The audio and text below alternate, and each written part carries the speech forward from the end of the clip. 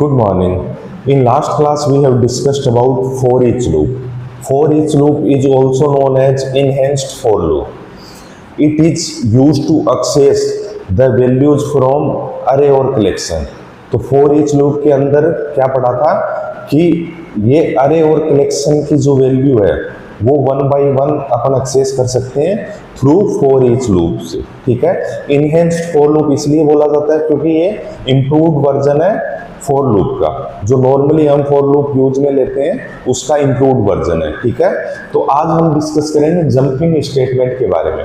Jumping statement क्या होता है कि jumps to specific part of the code और if you want to exit from the loop when the specific condition is met. ठीक है.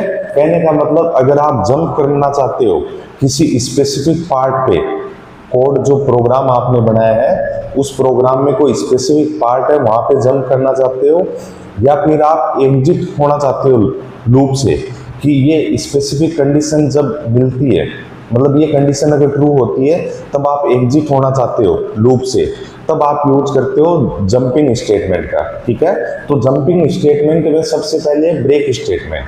तो सबसे पहले हम पढ़ेंगे ब्रेक स्टेटमेंट क्या होता है और इसका एक एग्जांपल आज हम देखेंगे. ठीक है. तो break statement.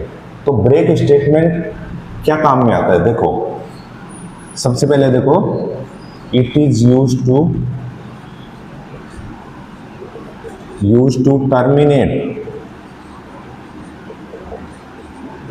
terminate the loop or switch case.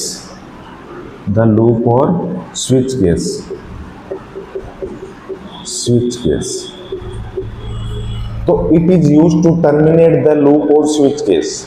तो ये क्या करता है, टर्मिनेट करता है लूप और स्विच केस को. ठीक है. टर्मिनेट का मतलब समाप्त करना. लूप और स्विच केस को क्या करता है, ये समाप्त करता है. कहने का मतलब जब लूप चल रहा है तब आप चाहते हो कि कोई कंडीशन ऐसी मिले कि वहां पे टर्मिनेट हो जाए. ठीक है. तो ये स्विच केस और लूप के अंदर यूज किया जाता है मेनली. नेक्स्ट लाइन देखो, when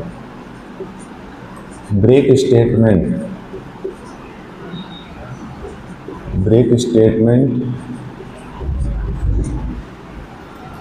is अनकाउंटर्ड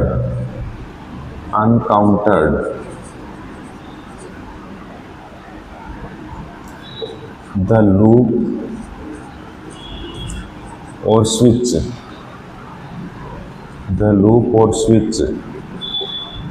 is immediately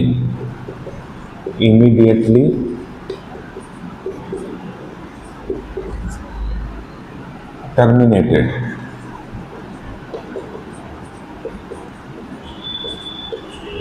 And the program continuous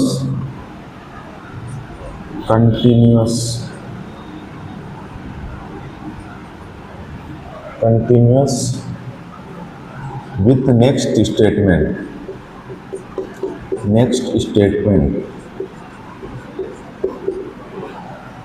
after the loop or switch case.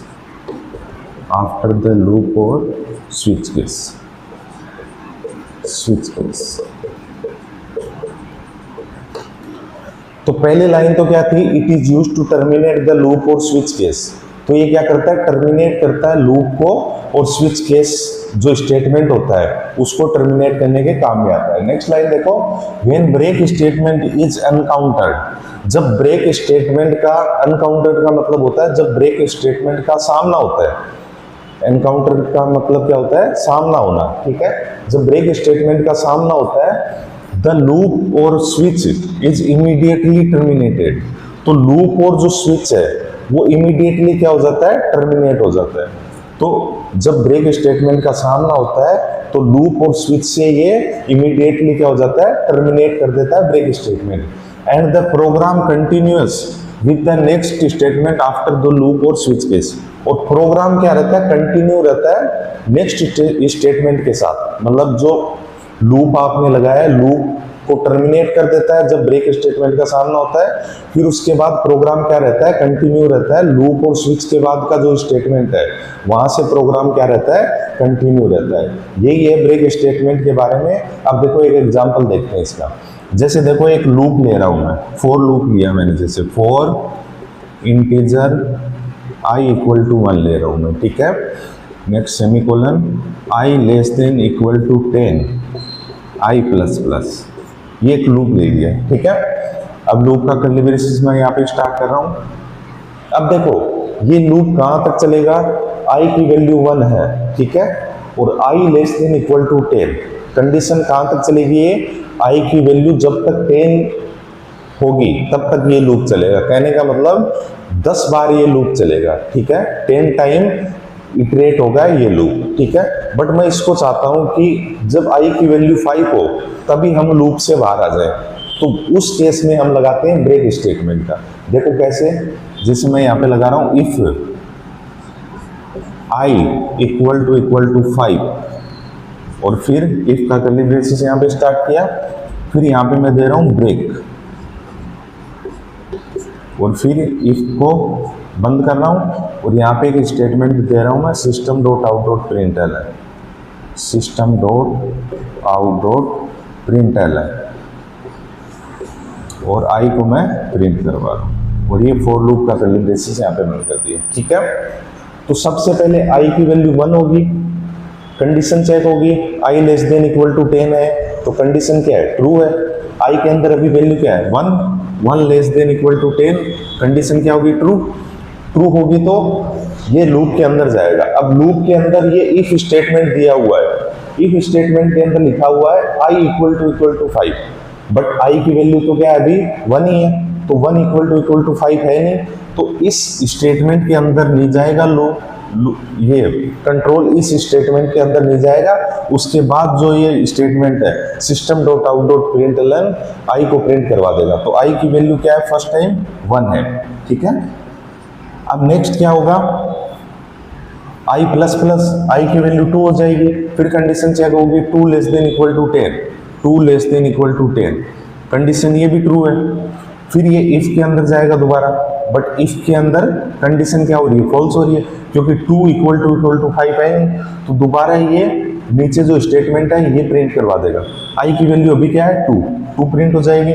फिर उसके बाद आई प्लस प्लस होगा, आई की वैल्यू क्या हो जाएगी, 3, तो कंडीशन चेक होगी 3 लेस देन इक्वल टू 10, ये भी कंडीशन क्या है, ट्रू है, बट ये इफ के अंदर जाएगा तो इफ की कंडीशन क्या रहेगी, फॉल्स, क्योंकि 3 इक्वल टू 5 है नहीं, तो नेक्स्ट ये आई की वैल्यू प्रिंट करा देगा 3। फिर नेक्स्ट आई प्लस प्लस होगा, आई की वैल्यू क्या हो जाएगी, 4, तो 4 लेस देन इक्वल टू 10, ये कंडीशन भी क्या है, ट्रू है, तो ये नीचे चेक करेगा इफ वाले में आई इक्वल टू 5, तो 4 इक्वल टू 5 तो है नहीं, तो नीचे जो स्टेटमेंट है वो प्रिंट करवा देगा 4। नेक्स्ट आई की वैल्यू क्या हो जाएगी, 5, तो 5 लेस देन इक्वल टू 10, ये कंडीशन क्या हो रही है, ट्रू हो रही है। अब ये इफ स्टेटमेंट के अंदर जाएगा, चेक करेगा आई इक्वल टू 5 है गया, तो आई की वैल्यू क्या रहेगी इस टाइम, 5 इक्वल टू 5, तो 5 के बराबर है, तब ये अंदर जाएगा, इफ के अंदर जाएगा और ब्रेक कर देगा यहाँ से, ठीक है। ब्रेक का मतलब क्या होगा कि ये इस लूप से बाहर आ जाएगा कंट्रोल, ठीक है। तो यहाँ पे ब्रेक होने के बाद इस लूप से क्या आ जाएगा, बाहर आ जाएगा कंट्रोल। तो सिर्फ अपन को प्रिंट कहाँ तक मिलेगा, 4 तक मिलेगा, तो लूप सिर्फ कहाँ तक इटरेट होगा, सिर्फ 4 तक, ठीक है। 1 2 3 4 ही हमें आउटपुट में मिलेगा, ठीक है, क्योंकि ये कंडीशन यहाँ पे क्या हो रही है, ट्रू हो रही है। ट्रू होते ही आपने क्या लगा रखा है नीचे, ब्रेक स्टेटमेंट, तो ब्रेक स्टेटमेंट क्या करेगा, इस लूप से कंट्रोल को बाहर कर देगा, या लूप से हम क्या हो जाएंगे, टर्मिनेट हो जाएंगे, ठीक है। तो ये है एग्जाम्पल, एक सिंपल सा एग्जाम्पल ब्रेक स्टेटमेंट का। अब हम देखेंगे एक एग्जाम्पल, लास्ट क्लास में हमने पढ़ा था फॉर ईच लूप के बारे में, तो उससे रिलेटेड एक एग्जाम्पल देखेंगे हम, ठीक है। थोड़ा सा मैं यहां से रफ कर देता हूं।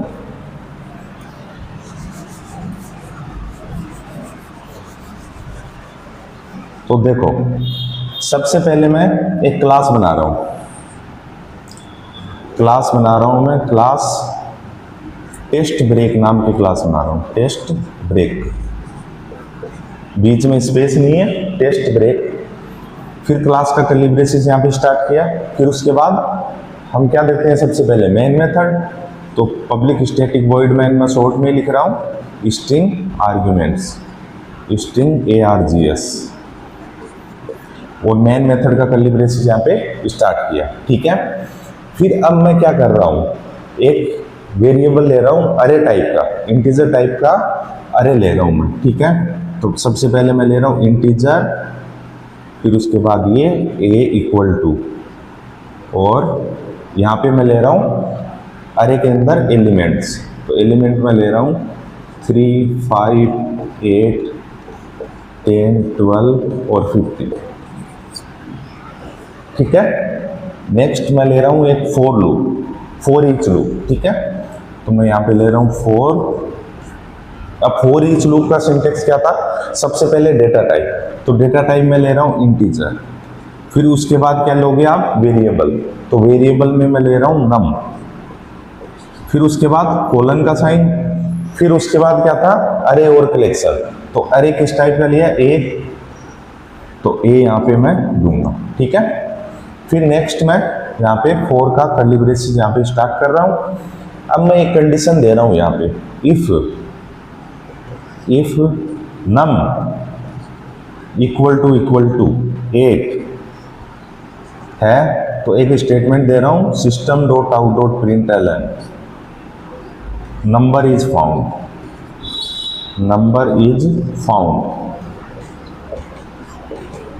और ये इफ का कर्ली ब्रेसेस यहाँ पे बंद कर दिया। ठीक है, उससे पहले मैं क्या लगाऊंगा यहाँ पे, ब्रेक,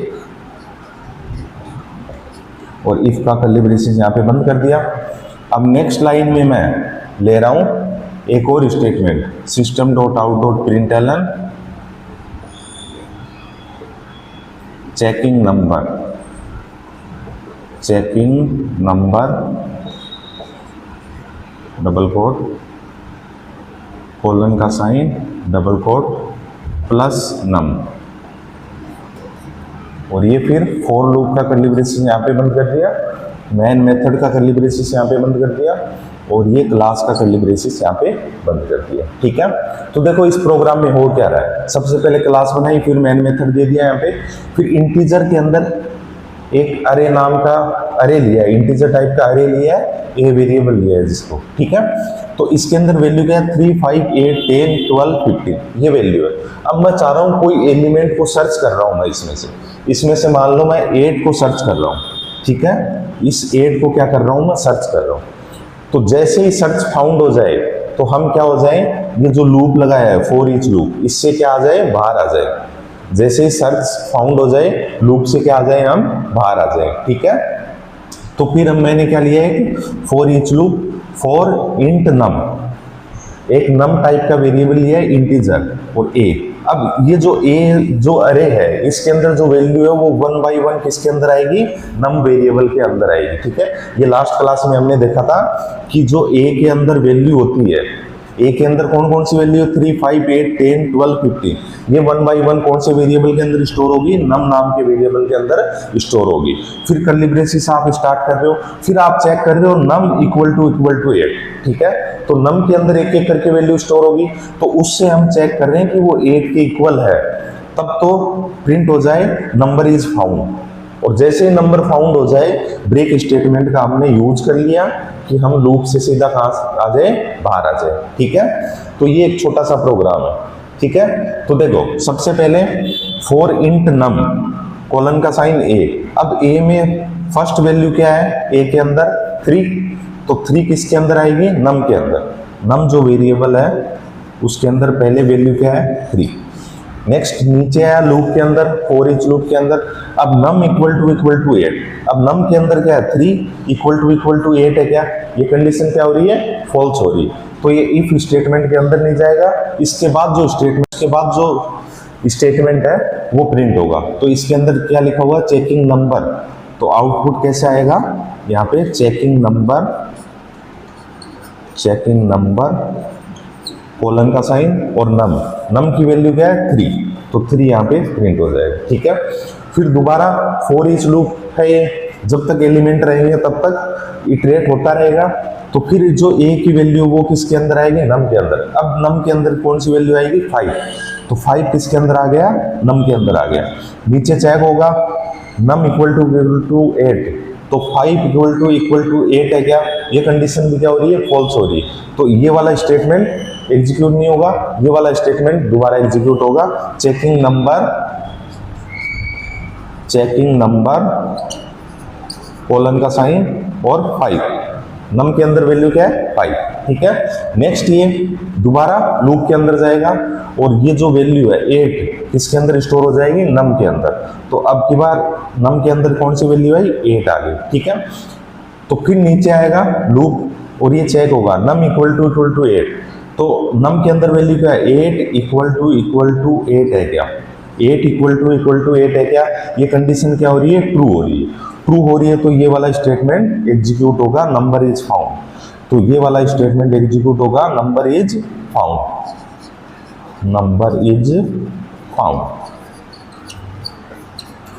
अब इसके बाद क्या हो रहा है, नंबर इज फाउंड प्रिंट होने के बाद यहाँ पे क्या लगा रखा है अपन ने, ब्रेक लगा रखा है।